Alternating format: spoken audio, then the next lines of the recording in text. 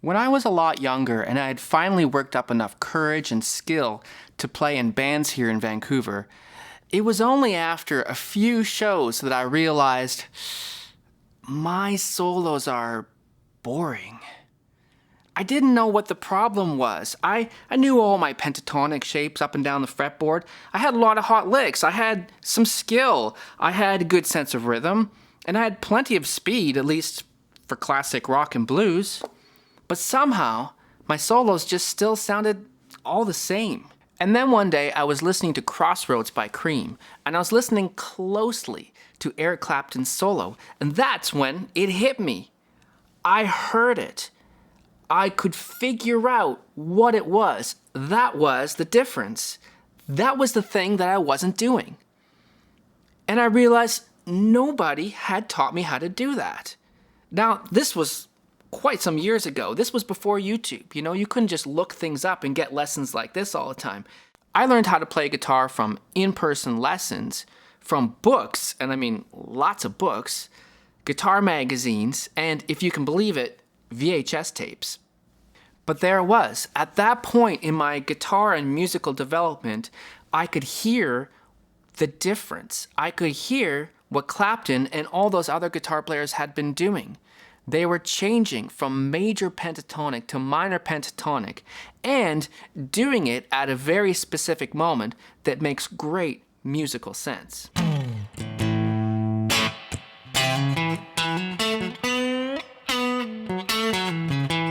D.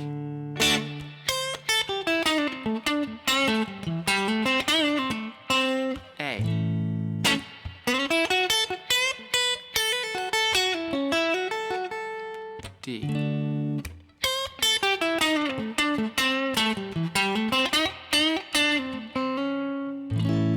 So when I teach this, a lot of times students will just kind of switch from major pentatonic to minor pentatonic at any moment. And that kind of works, but it's actually harder to make it sound cool when you just do it willy-nilly. If you choose the right moments, then it's easier to get the concept down, and it's easier to make the concept sound like you mean it, because you're going to end up playing some notes that have quite a bit of tension when you switch from major pentatonic to minor pentatonic. So we want to do it like we really mean it. And a great place to do that is just doing it when you switch from the 1 chord to the 4 chord, like so many songs do, like the 12-bar blues does, like any blues song does, goes from 1 to 4. In this case, A chord to D chord. So the easiest way to do that is just to think from easy shape A major pentatonic to easy shape A minor pentatonic. Well, that was major pentatonic because my pinky was on the A, so I just put my first finger on the A and I play the exact same shape. And I get minor pentatonic. I call that the first finger pinky rule, which all my students learn, that when pinky's on the root and you play easy shape, it's major pentatonic. When first finger's on the root and you play the easy shape, it's minor pentatonic. It's really easy. So now we do have to shift up to make that change, but it's not very far. It's just a few frets. So let's say the song is on an A chord, right? And I'm playing my major pentatonic over the A chord.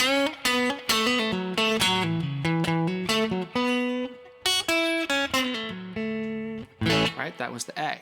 Now the song is going to the 4 chord, a D chord. And I'm just gonna jump up and switch to minor pentatonic.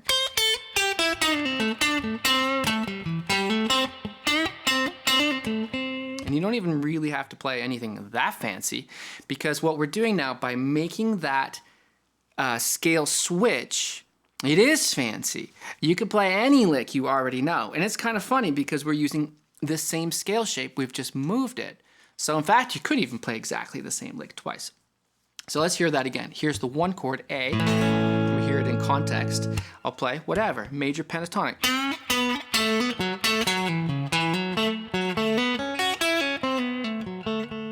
Okay, and then 4 chord is D. And I jump up and I think A minor pentatonic.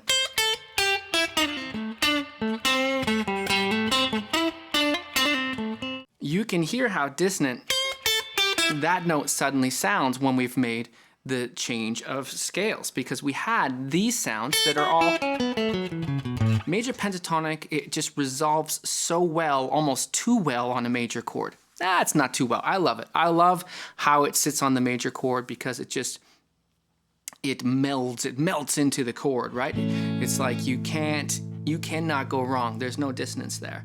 And then when we hear the minor pentatonic, we hear that dissonance because that C natural is not in the scale of A major. You don't have to have that stuff memorized. You can just use these principles of thinking when you're on the 1 chord in A, use a major pentatonic. And when you're on the 4 chord in A, you can use minor pentatonic.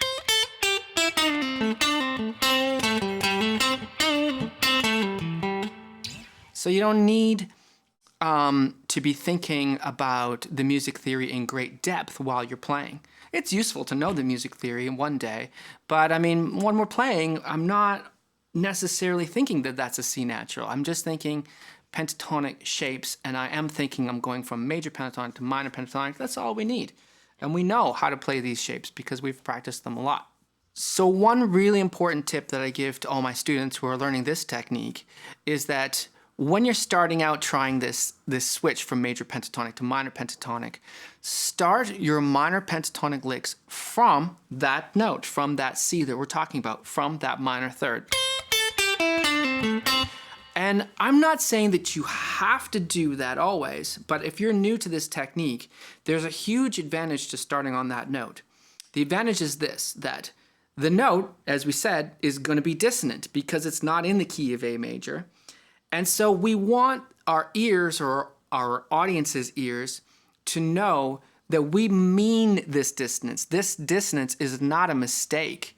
We are pushing hard on that note because we're telling our ears or our audience that this dissonance is intentional. I mean it. So you got to play it like you mean it.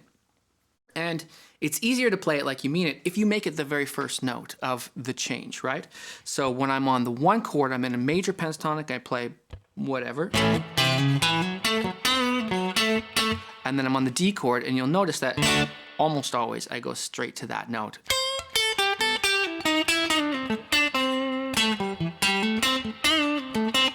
Because it is the one that is making the biggest difference. That's what I mean to say. It's the one that's making the biggest difference between those two scales.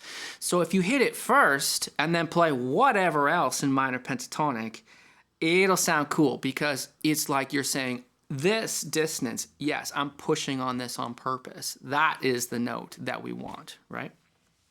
So you're going to practice just thinking major pentatonic shape.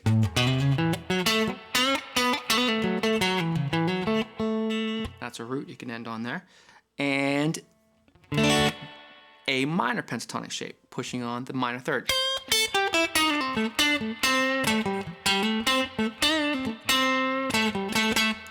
Now, let's look at some more close ways of doing the switch. Because right now we're using easy shape to easy shape, which is fine. And we do it all the time, ain't nothing wrong with it. But we want some options, right? We want to be able to switch scales in the same area sometimes. We don't want to always have to make big jumps. So to do that, we need to know what is our major pentatonic shape right in this area. Because the minor pentatonic shape we know, that's our easy minor pentatonic shape we always learn first. So our major pentatonic shape can be just the box. So we call this the box. It's like the extension is this 5-note piece here. I mean, there's a bigger whole piece to it. But for now, let's just use the box. Right? We have, from my video, the incredible chord scale connector. If that's an A major chord, this incredible chord scale connector is because we can see the scale shape right inside the chord, pretty much, right? So that's my 1 chord.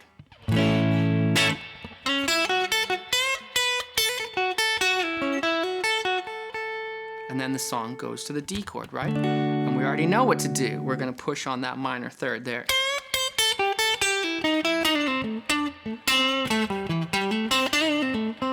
Sounds Cool. Now we can go back to, the song might go back to A, and we can go back to major pentatonic and bring back that kind of happy, very satisfied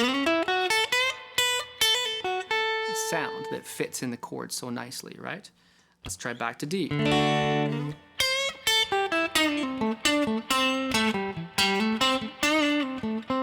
back to A.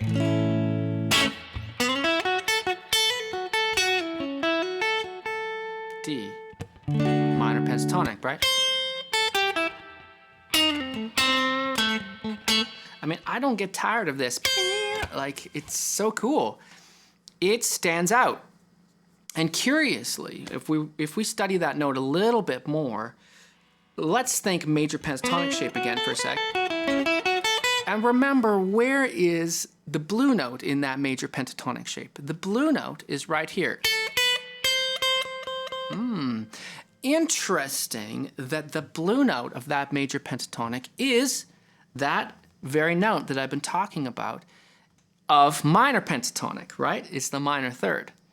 So again, this is the detail of it that you don't need to memorize, but if you're really into this kind of stuff, the blue note of major pentatonic is in the minor pentatonic scale. And maybe that's one of the reasons, why making this switch sounds so cool is because they do share some of the same sounds, even though the minor pentatonic is so much more dissonant, right? So, one chord, box shape, four chord, minor pentatonic shape from there.